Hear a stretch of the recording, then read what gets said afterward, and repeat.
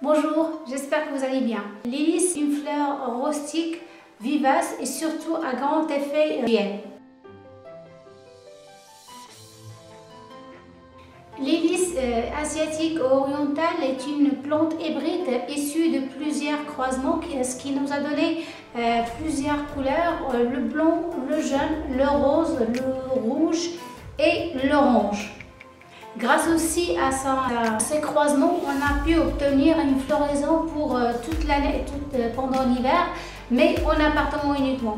Sinon, la période de floraison, c'est-à-dire à l'extérieur, c'est entre le mois de mai jusqu'à juillet. Le choix de votre lys. Alors, au moment de l'achat, il faut absolument la prendre avec ses boutons encore verts. Pour la simple raison, la floraison elle est très rapide et donc pour mieux profiter de votre fleur, le mieux acheter avec les boutons verts.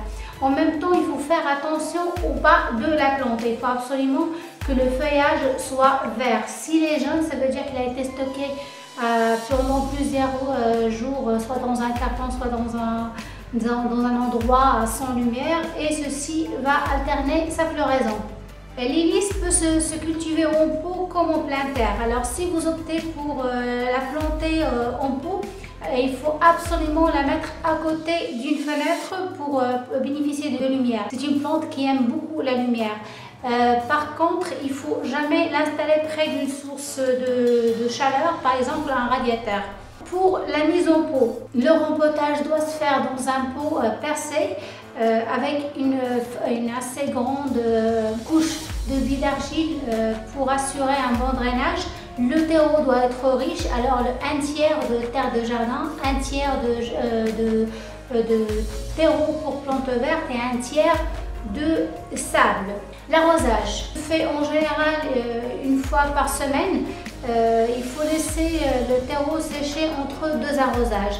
La meilleure façon d'arroser votre lys, c'est par subrogation. Ça veut dire venir placer une soucoupe pleine d'eau sous votre pot et laisser la plante prendre son besoin pendant une trentaine de minutes pour retirer votre soucoupe. Sinon, vous allez tuer votre plante qui ne supporte pas d'avoir les pieds dans l'eau. Si vous tenez à arroser de la façon la plus traditionnelle, ça veut dire avec un arrosoir, essayez de ne pas toucher les feuilles d'en bas.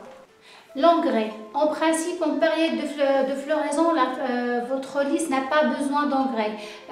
Par contre, en période de croissance, il faut lui administrer de l'engrais liquide une fois tous les 15 jours. À la fin de la floraison, il faut venir couper les fleurs. Attention, le pollen est vraiment, il tache beaucoup. Si jamais ça touche un tissu, surtout ne nettoyez pas avec de l'eau. Laissez sécher avant d'enlever avec un pinceau ou avec une bande adhésive.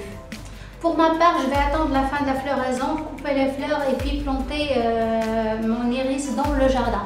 Voilà, je crois que c'est tout pour cette vidéo. J'espère que vous l'avez aimée. Si c'est le cas, n'hésitez pas à la liker, la partager et aussi à vous abonner à la chaîne. Merci et à très bientôt. Au revoir.